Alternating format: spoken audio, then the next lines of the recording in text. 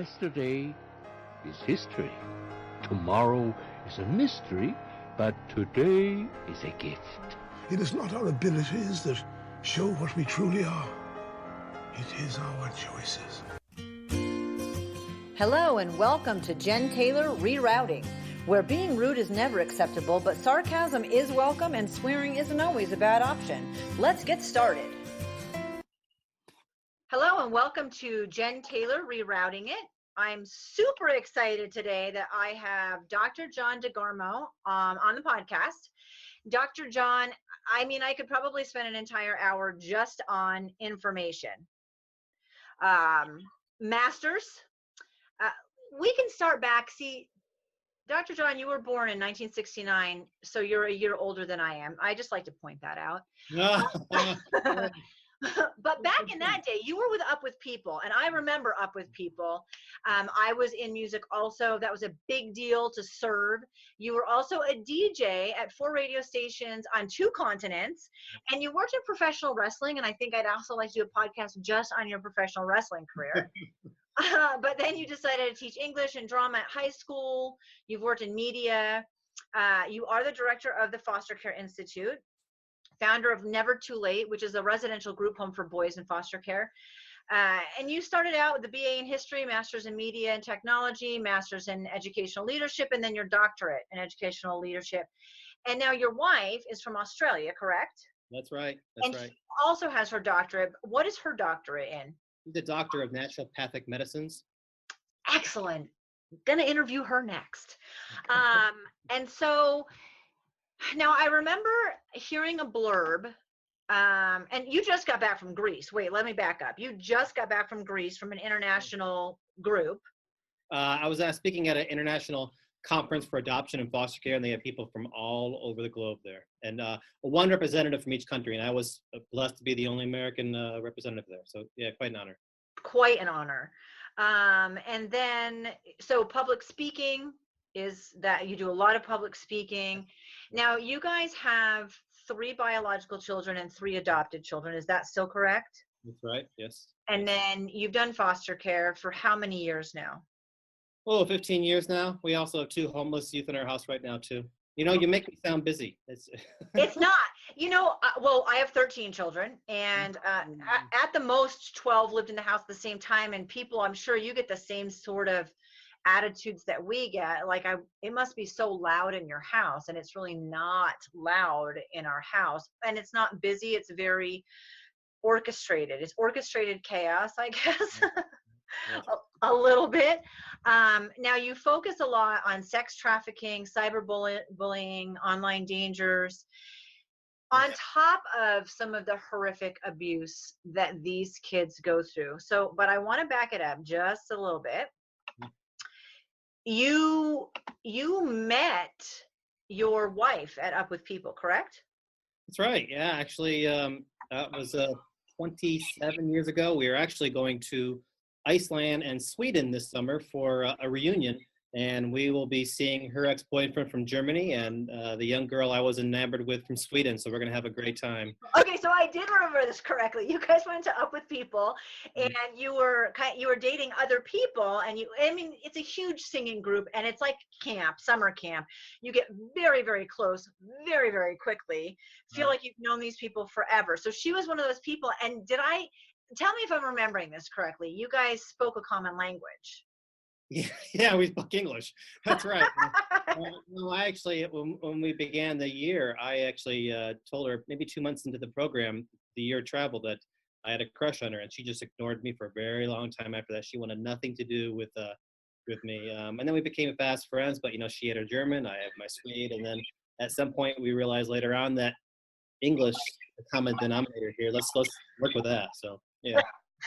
I love it. So take me on that journey with your wife, because you have 27 years now since you met, which is an outstanding accomplishment in and of itself, just standing alone. So you guys both went to college. You have several degrees. Take me on that journey a little bit together with her. Oh, it was a journey. We got married and moved to Australia, lived on a tropical island in the Barrier Reef for quite some time. Our first child died of a disease called anencephaly, or some pronounce it anencephaly, while we were there. It's a condition where the brain never forms. Flew back to America years later with a 3-week-old baby. Our second child flew into Atlanta, Georgia, and didn't know anybody, didn't have a job, didn't have a car, didn't have a house, just completely on her own, where I was chasing my career at the time in professional wrestling. And then, one thing led to another. We became foster parents. We both pursued our doctorate degree. We've had 50 plus kids come live in our home. And it has been, I couldn't do any of it without her. And there are challenges. Sure, there's challenges. When you have children in your house with lots of traumas and anxieties and facing abuses, that's stressful in a marriage. And then when you have a marriage where one person, doesn't matter where you live, one person is always going to be on the other side of the world from their family, from their lifelong friends. So, there's a stress of international marriage as well. It's not like we can hop in the car and go from Georgia to Tennessee to see one's relatives, the other relatives. No, that doesn't work. So there's an extra stress, if you will, on the marriage. But again, I couldn't do any without her, and it's been a great journey, and it's never boring. No, it's never boring, that's for sure. Kids, no matter what, are never boring. And I mean, you did talk about you had the loss of your first child. So anyone who has remotely experienced even a later term miscarriage, or that is devastating. So to get past that, and you're young, it's your first experience, and it's tragic. Then to even move forward and have children, at what point in there did you guys decide to open your house for foster care?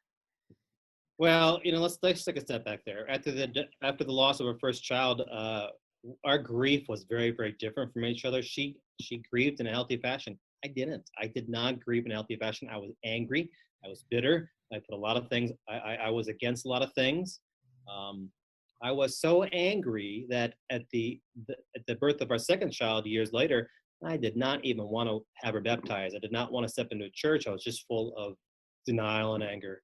So years later, when we did move to the States and we had 3 children, healthy children at that time, I was teaching in a very rural high school that was full of a lot of poverty. And I kept finding a common theme for many of my students: low grades, poor attendance, poor behavior. And I kept asking myself, why? What is going on? And I met a lot of their birth parents. I thought, okay, this is why. It starts in the home. So that led to the discussion with my wife of, we lost our first child. How can we help other kids? When we traveled with people, it was a year-long, it was a year of service others. And we really took that into our life. How can we serve these kids who need so much help? So that's where that led to. And then, of course, 3 adoptions. And, it's just snowballed from there, really. And you have had children in your home like I have. I mean, I know we have some parallels in our story, that you thought you were going to adopt and then did not. And that's, I mean, I'm a woman who's been through the loss of a child, a miscarriage late in term. And that devastation and having a child in your home, sometimes for years, and assuming that's your child forever. You're the mom, you're the dad, right? And losing that child is worse in some ways than losing a child, miscarrying a child that you thought you were going to have. It's devastating in its own unique, special, angry, grieving way. So tell me about that too. It's we call them 4 failed adoptions. We had 4 adoptions. We thought they would become forever children, and they did not, for whatever reason it may be. And each one was traumatic. Each one was full of grief. The last one, I came home maybe 2 weeks later after the adoption fell through, and the child was removed and went to live with a birth family member. And came home 2 weeks later. My wife was on the bathroom floor on all fours, tears just streaming out of her face, saying, I just can't do this anymore. But, that's how it is a lot with as a foster parent in general. People always say to me, Dr. John, I can't do what you do. It hurt too much to get the kids back. And that's the truth. That every child that comes to my house, whether I want to adopt them or not, I give them what they need the most. And that is for me to love them with all that I have, because I might be the only adult in their life as a foster parent who has ever given them positive, healthy love. That's what they need. So when they leave, man, it just like my heart ripped out. And yeah, foster parents' heart's like a quilt, just patches all over the heart. But we continue to do it because there's kids out there today, right now, who are in need of someone to say, "I will love you." I totally agree. And I like the patchwork. That's true. And people have said the same, like, how do you do it? And I'm a runner, so I'm going to give a running analogy, because one time I was on a run with a guy that was like would have been my father's age. And I said, "Running's so hard." And he said, "No, it's not. You're just putting one foot in front of the other. You've done it since you were a year old. There's nothing actually innately hard about running. If you think about it in the basic, you're just putting one foot in front of the other. And it's just a matter of how much exertion you're putting into that, how much speed, how much is behind it. And with kids, it's kind of like that starfish poem. You're making the difference to that one, okay? Right. It's one step at a time. Right. The steps are not painful, but the amount of exertion and time and effort you put into it is what creates that. And at the end, every single time, it's worth it. Yeah. Every single time. And just today I went running, and I had someone ask me about it, and I said, stop asking and stop questioning, start taking the classes, because it can take you a year, 6 months to get through the classes and the home study. So my recommendation to anyone who's, quote, thinking about, I've always thought about doing it, stop thinking about it and show some action. Put one step in front of the other, because it takes time to get yourself licensed in there. And you don't say yes every time you get a phone call. Right. I did not say yes every time. I knew, there, like you said, there's a huge volume of children, huge.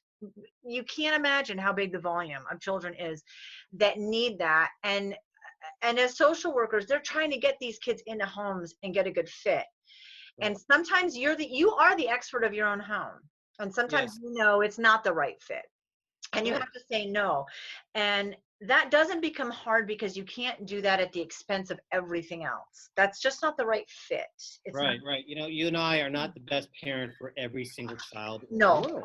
We each have a ring. So when the phone call comes to take a child in my house, I had to determine pretty quickly, is my house the best environment for this child? Do I have the resources that I can necessary to provide this child? Do I have everything the child needs? And sometimes that answer is no. And it may not be a good fit for my own children, whatever it may be. So sure, you've got to look at that. And it's okay, as you said it right. It's okay to say no sometimes, because there will be another child the next day. Oh, there are. And you have to get past the fact that you're not rejecting a child. You're rejecting a situation that's not healthy for 1,000,001 different reasons. And that's okay. Yes. So I totally agree with, I joke with my kids. You just need a home and some love. That's all you need. And so now stray dogs and lizards and turtles, but Mom, it just needs a home and some love. No, it does not. The lizard doesn't. But really, truly, these kids just really need a home and some love. Bottom line. Security, stability, and unconditional love goes a long ways to healing. So you touched on earlier, you're traveling everywhere, and it's an honor, a privilege. That's how I found you in the foster care kind of network. And you've taken what other people have done, or you've taken how I feel and what I've done and put it on steroids and put it out to the world, which is fantastic. That's what we need. But how do you balance it? You have like 11 kids in your house right now. Down to 9. Down to 9. Is that all? That's all. It's people ask me all the time, how do you do it? Well, I'm on the 32-hour day. I managed. I found that secret, and I will sleep when I die. So there you go. It's a partnership with my wife. We're equal. We're 50-50 in all that parenting skills. So, if she can't do something, I'll pick it up. And it's just a lot of dependence upon her and her depending upon me, and we work together. But when I go away I was in Greece for 5 days, and I'll be going I think I'm going to Mississippi next in for a couple of days. When I come home, it's time for her to take off and have a break time, and I pick up right where she left off. It's hard though. Sure, it's exhausting at times, and sometimes I need to step back and say, you know what, I need some alone time. I need some me time. We need to just circle our wagon, so to speak. Trying to find that right balance of giving yourself to the children and allowing some time for yourself as well and for your spouse as well. That can be a tightrope, sure. Yeah, I think that balance is a tightrope. I know for us, there are times we get in the car and just go to the grocery store alone together. And I'm like, do you want to stop in a parking lot and make out? Just because I'm like, this is it. This is the only chance we've got. And so, sometimes you make out in the parking lot and that's okay. But you really have to, I think you learn how to, it's not as much balance as capitalizing your efforts and your rewards and your priorities. And I mean, sometimes it can be 5-minute cup of coffee and other times it's an actual date. And so you never know what's coming at you. So have there been, now you guys had your 3 kids. Yes. How old are all the kids?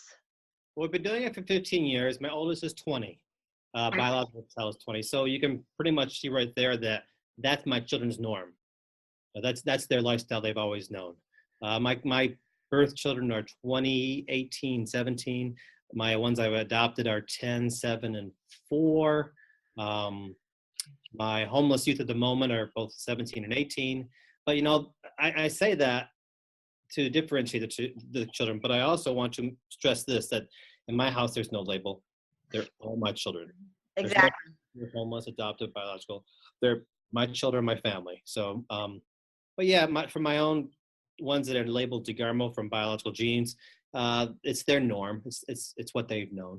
So 20 to 4. Yes. You're... Right now. We recently had 7 in diapers about a while back. You win that one, and I'm going to let you landslide. That was just tough going in the morning. I mean, can you imagine both going to work in the morning? You got 7 kids to put in diapers. Forget about the rest of the kids. That's just 7 kids in diapers, and I did not always make it to work clean. Yeah, no, you kind of give up. It isn't even that you lower your standards, you just have to alter them. Right. Yeah, there's a little poo in my shirt. It's all right. It's like lotion. Yeah, I'm here, What have been, so your kids, the kids have all your kids from 4 to 20, this is their norm. So we do the same thing. There isn't a label. People ask me which ones are yours, and I'm like, well, I thought all of them were, but I'll have to ask. Did they go on strike? Was there a mutiny? I'm not sure. And that's always super frustrating because we don't differentiate the kids either, but it's been their norm. And I stopped doing foster care 7-ish years ago, and they were actually mad that they're trying to pick up stray children at school now, and there are a lot of them in high school, evidently. So that's not even that difficult. So they haven't known any different, and they've come from a big family. As they've gotten older, what are their thoughts on their own family? And I know with kids that changes. You want to be a fireman or a princess or a brain surgeon, But what are their thoughts, those older kids especially? Well, my oldest just returned from spending a year in Australia where she worked abroad. That's where she was born, actually. So she spent a full year at the other side of the world. And, we had besides Skype, there was, when she had her tonsils out, we couldn't go there. Her wallet was stolen, couldn't help her. So it was a growth experience for her. My 18-year-old daughter is right now in Europe for a month and a half with a friend, just doing the tour, going from country to country. So my children know a life of travel and adventure, and they know that there's no boundaries. There's endless possibilities. Let me rephrase that. There are endless possibilities, and the word no should not stop you. You can keep going, and if you believe in doing it, you can find a way. That's how we do it with 11 kids in the house. Many people say I can't do it. Well, you just make priorities. You make the life choices. So we try to teach our children that think outside the box. Everything's possible. As far as their future, we just hope that they lead a life of service. That they've learned the importance of serving other people, of putting other people before them. Will any of them become a foster parent? I don't know. I really don't know. But I'm hoping that they, in some way, find that it is important to put other people first and to serve others. Right. And that's perfect. I think as a parent, there's no license or real manual for parenting in general. I have to get one to go fishing, but anybody can have a parent, be a parent. And when you're a parent who's really trying to do a great job, I just wanted my kids to leave with having learned certain things and certain values, and then knowing they're going to make mistakes and hoping for the best, and that they'll figure out how they want to take all that information, all those lessons, and re-gear them for themselves. So I know some of my kids, because our gap is 7 is the youngest and 25 is the oldest. So similar to your setup. And there's 13 in that age range. And I just wanted them to know how to cook. I want them to know how to clean. I wanted them to know how to be nice to people. I want them to know about God. You just have these certain core values you want your kids to know. And I think some of them, because they came from a really big family where we had foster kids coming in and out all the time, they don't want big families. They want to scale it back. But most of them do talk at least about some sort of foster care or service to others. So I was kind of assuming you went the same direction. So tell me it can be in marriage, in your life, in foster care. What has been the biggest struggle? Oh, before I was a foster parent, the biggest struggle was the whole American-Australian marriage thing. Because wherever you lived, you're going to have in-laws who are going to be upset with you and disappointed. And then when you have children, and both my wife and I are the only child who had children. So we're the only grandchildren on both sides, if that makes sense. My kids are the only grandchildren on both sides. So that's a struggle there. But becoming a foster parent, the biggest thing for me is when that child leaves, the grief that I feel when the child leaves. There have been some real tragic stories that have come through our home from some of the children who have suffered such horrific tragedies. And the foster care system has failed some of those children, and it drives me every single day. So, there are nights where my nights are filled with nightmares because of some of the children, what they've gone through or what they're going through now. So I guess the hardest thing for me now is, what happens to the children when they leave my home? What's their future going to be like? Sometimes they go back to an environment that's going to be very, very harmful for them. And I struggle with that. How do I continue to help these kids when I know they're in a bad situation? It's hard. It's hard. But when they come to my house, they're always my family members, so I'm always going to love them. People often ask me, how many kids do you stay in contact with? And I tell them that, sadly, not very, very many, because many times when they go back home, their birth parents want nothing to do with my wife and I, because we might represent the bad guy to them. We might represent a part of their life they no longer want to remember, acknowledge, accept. So they just shut us off completely. And we know that they're in a bad situation, and there's nothing we can do about it. So that's difficult too. But probably the heart being ripped out, the child leaving your home, it's like losing another child. It's like losing another child. And that hurts. And then you keep doing it. Yes, you keep doing it because there's another child out there. My wife has said for probably the last 7 or 8 years, when a child leaves, I'm never doing this again. And she doesn't say it because it's the hardest thing we do. And it is. It is the hardest thing I've ever done. But it's the most rewarding thing. But she says it because of the grief she feels, or we both feel, when the child leaves our home.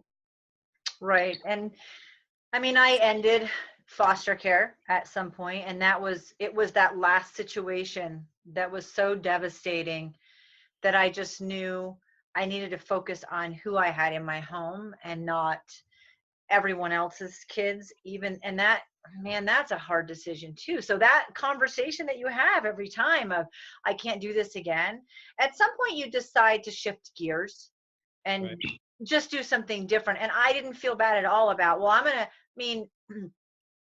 don't know, when you do foster care, it's very hard to count your children because they're all your children. And you've had over 50 kids come through your home. That's right.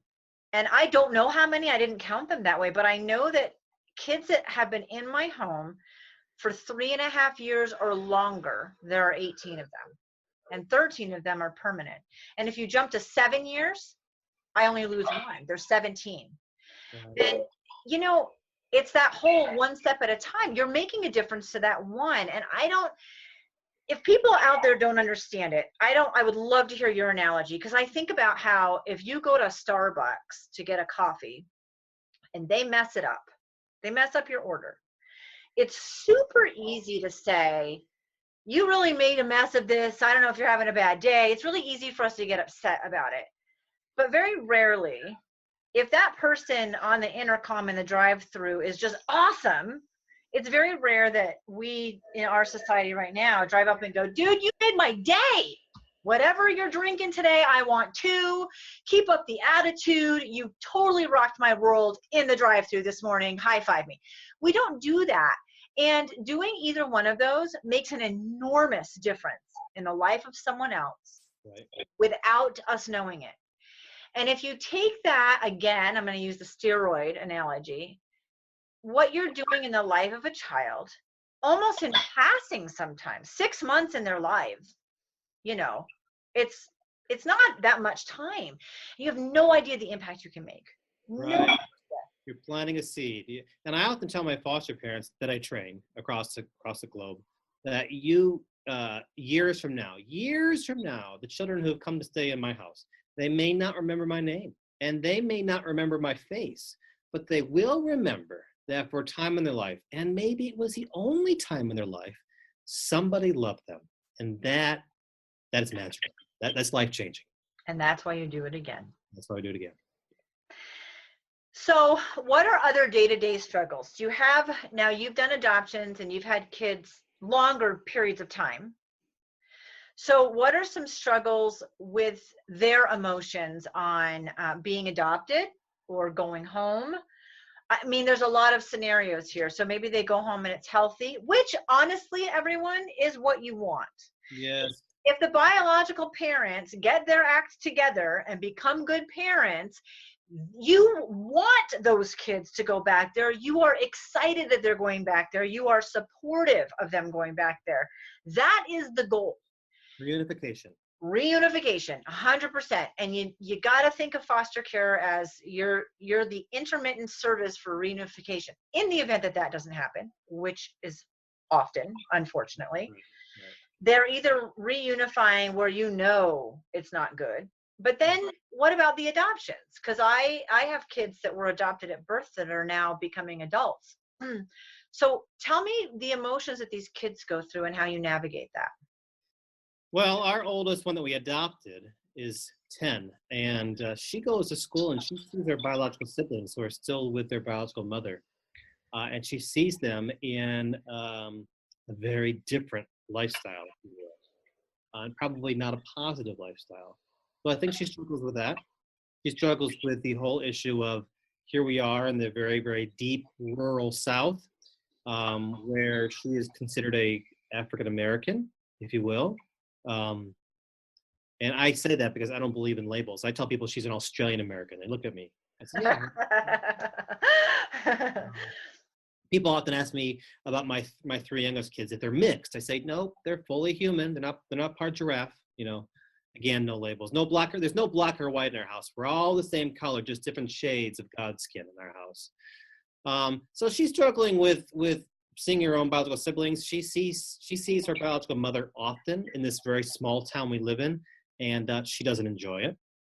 My other 2, they haven't really faced that yet. Now they have their own challenges. You know, we have fetal alcohol syndrome in our house. We have, you know, all three of the ones we adopted were born addicted to some type of drug, meth, crack, cocaine, alcohol, a combination of all of them. So there's lots of birth-related issues that we face in our house that our biological children do not have. So, you know, that's a struggle as well, but it's part of the journey, part of the adventure. Yeah, and it is an adventure. And I know of the 13 kids of mine, the personality that was the most difficult for me was genetic. So I couldn't even blame it. Yeah, I mean, she is the toughest, and she's 21 now, and she was always the toughest kid, and we've done autism and addictive babies, and the whole thing. Right, But still, personality-wise, she's genetically 100% mine. And so I used to tell her, this stinks. I can't even blame it on your birth parents because I'm your birth parent. And but so I think what I'm trying to point out is that there are different challenges with every child. Yes. And that has nothing to do with genetics. Right. Each child is different. Each child is unique. Each child is special, and each child has its own set of challenges or issues, if you will. And these are just innate to where they came from genetically and where you live demographically. And I mean, I can't imagine how hard it would be to see, for your 10-year-old daughter to see the biological siblings and mom. That would be really difficult. So yeah, it's a struggle for her. I hate it for her. Yeah, it's really tough for her. It's a daily thing. So, and then people say things to her about it too. You're not living with a real family. Those aren't your real parents. It's hard for a 10-year-old child. Oh, that's hard. That is hard. I mean, the thing is that still, if you're thinking about doing foster care, it's worth it. Yes, it's the most rewarding thing I've ever done. It's by far. Absolutely. There are days where I say, I cannot get through this day. How am I going to make it? I don't want to do this anymore. I'm tired. But at the end of the day, when I fall into bed, it's worth it. Absolutely. Okay. Now, there's a lot of information online about you. If you search Dr. John DeGarmo, which I will put in all the notes, and you will put in all of we'll put all that information out there. But it's super easy to find you and find information. And I love that. I love that the story is so broadcasted. You even got was it NBC that gave you the Heroes Award? ABC Good Morning America. Yeah. Sorry about that. ABC Good Morning America gave you the Heroes Award. You guys got a trip. Was it a cruise or Disney? Disney cruise. I was right, but it was both. What was that like for the kids? You guys didn't know anything about that. No idea whatsoever. I really thought they wanted to come and talk about foster parenting and our group home Never Too Late. And they did. They spent the morning doing all that. And then in the afternoon, they pulled us outside and said, guess what? You're going on a Disney cruise. And we're like, what? When? They said, next week. What? It was a tremendously exciting shock. That was great. It was exciting. My wife is a Disney fanatic. She actually has a nonprofit called A Happy Childhood, where she takes children from foster care and she takes them to Disney World for 5 days. And we've taken many of our own kids there from foster care. We have found that it's a unique setting, and that children are able to leave behind their labels of being a foster child, their abuse, their anxieties, their traumas, their nightmares, if you will, and just focus on being a child and allowing them imagination. And we have seen some kids who have smiled for the first time or laughed for the first time. We call it Disney therapy, a type of play therapy. So, it all tied in together with this cruise. It was great. It was wonderful. It's exciting. It was exciting to see just the reactions, but I thought maybe you had some idea. None. That's almost better. But and the kids were very excited. I've watched little video snippets of some of that, and as they should be, as they would be. I mean, you're right. There's not a kid out there that wouldn't be astounded and excited. And are you kidding? And holy cow! And so that was really exciting. Right. But tell me beyond that. So if there's a lot of information that I can find online and I can watch these really fantastic videos, you do great stuff on Facebook. You do little video snippets. You did one on your way to Greece. I think you were talking about sex trafficking on that one. Right. Is that correct? I watch a lot ahead of time, so sometimes I'm getting them mixed up. Is that what you think is the worst issue right now? What's the worst issue with these kids in foster care? I think the most relevant issue is, and child sex trafficking ties into that, is online technology, social media, because these children who come into our lives from foster care, they have no feeling of control in their life. They don't have control of being taken away from their biological parents late at night with no explanation. They have no control of being taken away from siblings, no control of being taken away from their home and placed into a house with strangers and moved to a strange school. They have no control of any of this, but they feel the only way they have control, the only thing they have control over in their life is with their social media presence. So they go online and they create an online persona of what they wish their life was like. And while they're doing that, they are looking for one thing. And that is the one thing they want the most, for someone to love them. So there's sexual predators out there who are just waiting for these kids they know are vulnerable victims, and they easily snatch them up. I mean, easily snatch these kids up, because these kids want to believe that somebody likes me, that somebody loves me, somebody cares about me, somebody wants me. So they fall victims very easy. And there's a whole host of other issues in regards to social media. I would say online technology is the most relevant danger facing the kids in foster care. And of course, yeah, child sex trafficking is a big part of that.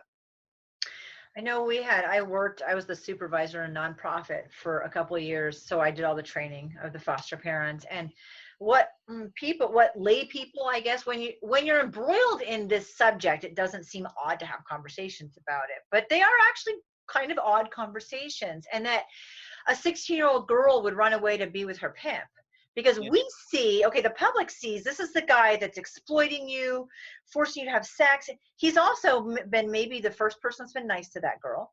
Right. Given her a bed, given her clothes, made her feel pretty, given her makeup, gotten her hair cut. She has shampoo. There's a hot shower. So people who aren't exposed to this don't understand that pimp, that person who we think, needs to just be in a firing squad, line them up and locked away forever, is probably the first and one of the only people that's ever been nice, that's actually shown that your view of love is very skewed if you've never felt it traditionally. Right. And these pimps, as you say, they spend time grooming these children, and they give them false lies and false promises and all these things to lure them in. But for these children who have known rape and sexual abuse all their life, that's their image of what love is. So yeah, you're right. Yeah. Also, with a teenager, I mean, we've both have teenagers. They're curious about sexuality and wanting to know. You have a child that's exposed very early to maybe something very violent. Sex to a normal person feels good. And so with this person grooming them and loving them, they're in a less dangerous sexual experience. And it doesn't always feel bad. So physically it can feel good. And that there are a lot of messages and images. And so for them, why is it a bad thing? Why wouldn't they want to run away and be back to that? Because it's so much better. And they don't know what it's like to have a mom and dad and sit down at dinner and talk about your day. You're right. That's not a reality. And so I think you need to think about some of these issues outside of the box and from a different perspective, because it's not from a normal perspective. And then you think, oh, well, I get it. I get why that teenage girl is going to run away back to that pimp that I think should be locked up forever. That's a horrible person. And I think if there are people that are going through and getting licensed and interested, you really have to take a step back from your feelings, because it will make you very angry. Oh, yes. And see it from that different perspective, correct? Right. We've had so many children come through our home who have been victims of rape early on in their life. Actually as young as 1 year of age. We had a boy who was raped by his grandfather as early as 1, and he raped his 2-year-old sister and 4-year-old sister. And when those kids came to us, it was beyond tragic, beyond horrific.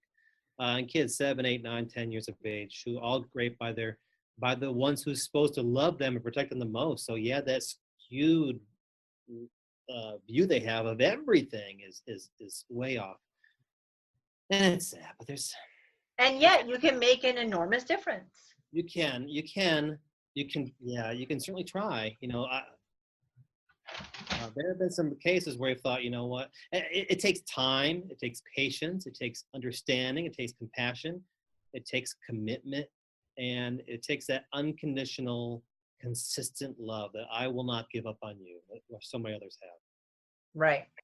So tell me what's behind what I find online. And when we emailed, I said, I like to go deeper, dig deeper. And you said, oh, that will be fun. So lay some stuff on me. It can be from your wrestling days. I'm portraying you as like a WWE person right now. Well, I was a manager of the bad guys. So, back in 20 years ago when I was doing it, it's very different now. Every bad guy wrestler had a manager, so to speak. And that manager's job was to get the crowd angry at the bad guy to cheer on the good guy. And, I would do it by nefarious ways of cheating. I was the professor. I was master of intellect. I had a dictionary that was hollowed out. Inside I had brass knuckles or a chain or powder to throw in their eyes. And my job was to get in the microphone, insult the crowd, insult the good guy, so they'd boo the bad guy and help the bad guy to cheat when the referee wasn't looking. It was fun. My wife hated it with a passion. She hated every single second of it. But she said, go do it. Get out of your system. That was fun. What most people probably don't understand is this, that 2 years ago, we were taped for a reality TV show program around our family. So when you're talking earlier about the Disney cruise, if we were surprised, when I had this phone call about 2 years ago from these TV producers, and they were asking me all these questions, and I had no idea where it was going. I really didn't. I thought maybe they wanted to be an agent for my books or something. And then they said, well, what do you think about reality TV show? I said, I hate it. They said, what? I said, yeah, they're garbage. I'd never watch them. Never. Just so much trash. And they said, well, we want to do one in your family. I said, what? Are you kidding me?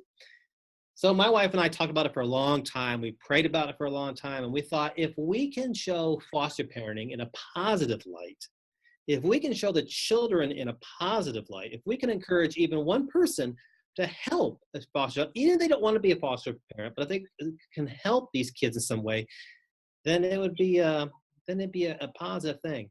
But I really didn't think it was going to happen. And so the morning they showed up, the morning they were scheduled to show up, I kept thinking this was the best April Fool's practical joke ever pulled on me, because I love jokes. If you ever see my speaking engagements, they're full of jokes. I just love to laugh. I love to laugh. So I thought this is the greatest one ever pulled on me. So the morning that they're supposed to show up, I said to my wife, it's 7 o'clock in the morning. They're supposed to be here at 8. Maybe I'll just go get some groceries just in case they're coming. And I went to the grocery store and I came home at 8 in the morning, and there were TV cameras all over my driveway. And I thought, oh my gosh, this is for real. And I went in the house and I woke up my wife and said, get up, they're here. She said, who? I said, the TV crew. And she said, oh, it was just very surreal, very surreal. So that was a fun 4 days, and they filmed us, and we'll see what happens. Okay, so nothing's happened with that, because I did catch wind of that. They've shopped it around some networks. Some networks have shown interest. Again, we'll see what happens. What was it like being followed? Because I feel the exact same way as you do. And so if anybody my conversation would be the same as yours. And my thought process probably. It wasn't, it felt very normal, to be honest with you, because I had cameras around me during my years in wrestling. I'd always been in front of a microphone, whether it was singing or dancing or on the radio. My wife was the same way. She had, performance around the world. She'd been in radio. For my kids, that was a question. How are they going to relate to this? They didn't bat an eye. And maybe that was because we've had so many kids come through our home. We've had so many people from all over the globe that my wife and I are friends with when we traveled. We've taken them to Australia. We've taken them to Europe. The house is full of Europeans and Australians all the time. So they just rolled with it, and they had fun, and they were in no way camera shy. Everybody acted normal. And then I thought, yeah, this is fun. It's fun. Because I would think it would be like, when people come over to visit and your kids are either on their best or their worst behavior, but it's very orchestrated. Yep. That wasn't this way. They didn't plan anything, and they just followed us around. Now, it was a bit strange for our town, because we're in this small town of 2,000 people, and we went to the grocery store, and there's cameras following us, and people would run away from us because they didn't want to be on camera. So that was just funny. It was another adventure in our life. Okay, and so we don't know what's happening with that yet. There could be a John DeGarmo show. Yeah, we'll see. Okay, what else do people not know about you? or you and your wife or your family, what's some of the dirt? Where are the skeletons, Dr. John? None? Somebody asked me the other day, why don't you move to New York City and you could be on TV every single day? And I said, no. I said, if we were to move, it would be to Australia. Because, you know, at the end of the day, my wife wants to go back to Australia. And I want to be here. So that is a difficult conversation that we have. Again, as I said earlier, there's going to be somebody who's going to be completely on the other side of the world from their own normal lifestyle. My wife lives in a foreign country, and that foreign country is the United States of America. And that's not always an easy place to live for somebody who is from a different culture, a different country. So that's a difficult challenge, if you will. I have a lot of grief and guilt from some of the failed adoptions. I feel I could have done something differently. I could have done something better. I could have said something different. Now, up here, I know that's not true. But in my heart, I struggle with that a lot. And there are some of the children who's, I said earlier, that drive me every single day. I am absolutely driven. I wake up in the morning thinking, okay, what am I going to do today? There's a child out there right now who needs me to change this system for him. So most people don't know about the guilt and the grief that drives me every day. Yeah, you know, I am an emotional cripple since I became a foster parent. You can't take me to any movie with the name Nicholas Sparks attached to it because I will be the loudest crier in that movie. That is awesome. That's awesome.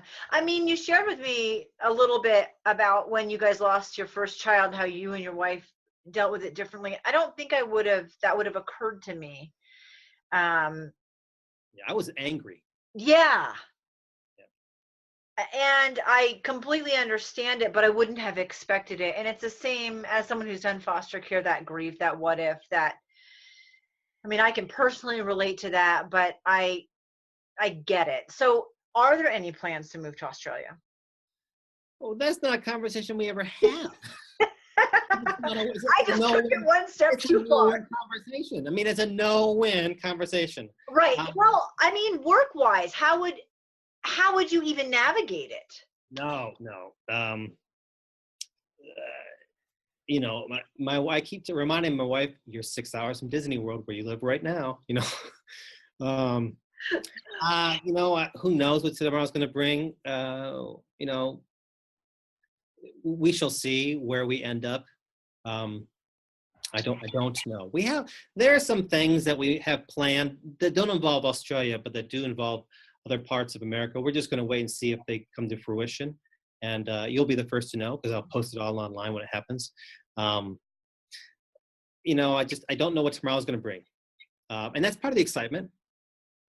Now, I must say this. I never, ever, ever planned on being a foster parent.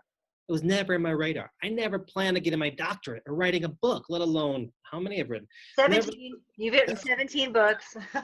I never planned on adopting any children. I didn't want to adopt any kids. I felt 3's enough. Because now I'm so far above the Brady Bunch level, and my wife and I still don't have that Alice that helps the Bradys. We don't.